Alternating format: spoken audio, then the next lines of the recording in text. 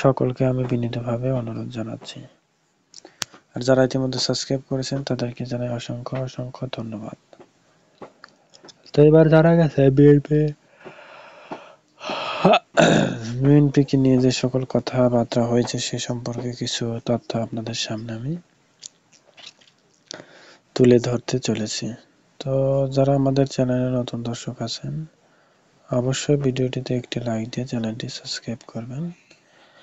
আর মূল কথা যেটি আপনাদের সাথে আমি বলবো, যেটি শুনলে অবশ্যই অবাক হবেন সকলেই, তো অবশ্যই শুনবেন।